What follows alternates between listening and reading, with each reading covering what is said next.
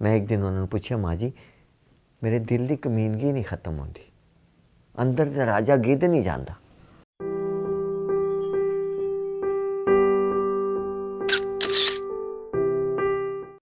और ऐसे कई लोग मैं अपने दास्तान सराय च भी वेखे, जेड़े माँ जी कोल बाबा जी कोल आके बहंदे सन और उन्होंने बड़े बड़े इख्तलाफ किए, बड़े बोल्ड इख्तलाफ किए। और उन्हें बुशरा अंसारी होरी, इन्हां दी फैमिली पूरी, इन्हां दा मैं नाम लेना चाहांगा, अहमद बशीर साहब दियां बेटियां ने। अहमद बशीर साहब सहाफ़ी रहे ने और इशफाक साहब दे बहुत ही करीबी दोस्त।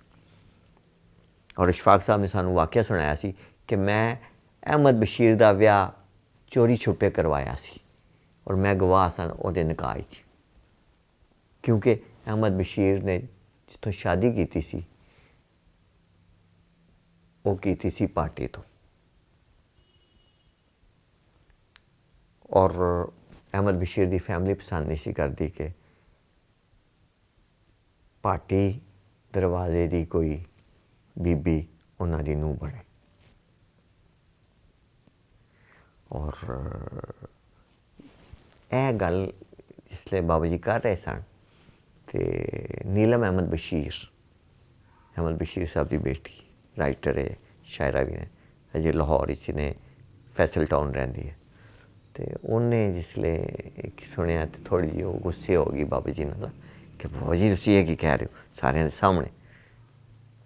उन्हें कहा नहीं बेटा मैं आम गल कर रहा, एक मेरे जहन च आ गया, मेरा दोस्त सी और असी फिर उस चीज़ उन्होंने ख्याल से कि शायद नवे लोग ने कुछ विच आए वो कि मेरे वाल के बारे लैके जाएंगे कॉन्सैप्ट। लेकिन तुहानूं पता फनकार तो फनकार होंदे वो इस चीज़ को माइंड नहीं करते। और असी भी उस चीज़ को इंजॉय किया। असें क्या बड़ा एक उसले उन्हें बड़ा मार्का किया कि उस दौर 50s एक लव मैरिज की शादी करवाना और बाबा जी और माँ जी ने करना। और बाबा जी ने और माँ जी ने जी अपनी शादी हुई वो भी लव मैरिज सी। तुहानूं पता है शायद कि नहीं, माँ जी गैर मुस्लिम सन, क्रिश्चियन सन माँ जी। ये मेरे ख्याल बहुत घट लोगों को पता है। इशफाक साहब नूं घरों कढ़ दिता गया सी, उन्हां दे माँ बाप जिम्मेदार सन। उन्हें क्या तू किहदे नाल शादी कर, चूँकि भानो कुसिया गौरमेंट कॉलेज कनेड कॉलेज तो आए सन MA उर्दू करन। और MA उर्दू दी क्लासां जिहड़ियां सन बाबा जी सन सुणांदे सन, माँ जी ने भी सुनाया वाक़या कि सूफी गुलाम मुस्तफा तबस्सम ने शुरू करवाइयां इन 1948 पहली दफ़ा गौरमेंट कॉलेज कि नहीं यार इत्थे उर्दू की क्लास MA की होनी चाहिए। तो उन्हें 5-6 बंदियां बच्चों इकट्ठा किया। उन्हें 3 कुड़ियाँ 3 मुंडे सन, पहली क्लास MA की बनी। वो इशफाक साहब सन और भानो कुसिया सन। तो इशफाक साहब कहते हैं कि भानो कुसिया कनेड कॉलेज तो पढ़ के आई सी और ये अंग्रेज़ी अच्छी सी तो उर्दू नहीं सी इन्नी अच्छी। और ये फिरोजपुर मशरकी पंजाब तो इन्हों का ताल्लुक सी और गैर मुस्लिम फैमिली तो नाल ताल्लुक सी। फिर एक कन्वर्ट हुई, बाबा जी नाल शादी हुई तो एक किसी बहुत घट लोगों इस चीज़ का एहसास है।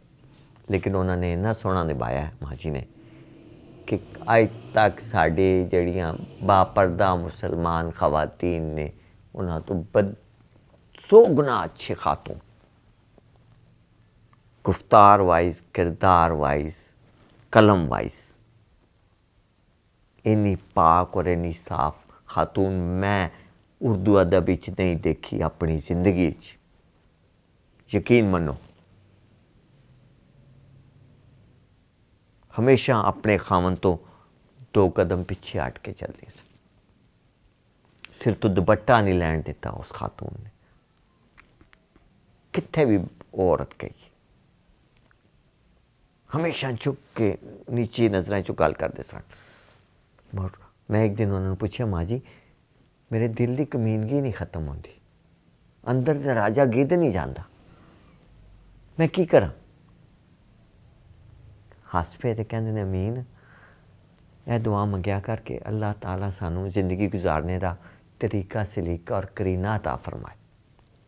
और उस तो बाद मैं लफ्ज़ इस्तेमाल करने शुरू किया और ए 3 लफ्ज़ नहीं, ए 3 नफ्स ने, नफ्स अम्मारा, नफ्स लवामा, नफ्स मुतमइन्ना,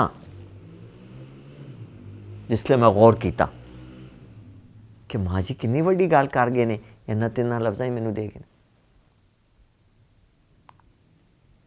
अल्लाह पाक उन्हां दे दर्जात बुलंद करे और उन्हां नूं कबर विच भी आसानियां दे और जन्नत विच भी जन्नतुल फिरदौस दोवां दा मुकाम होवे। बहुत क्लास के लोग सन, बड़े रख रखाव वाले लोग सन। ऐसे लोग बहुत अनका हो गए न। हुण अनका भी मैं बड़ा लफ्ज़ इस्तेमाल कर रहा हूँ तो मैं लोगों नहीं समझ आनी अनका की नायाब,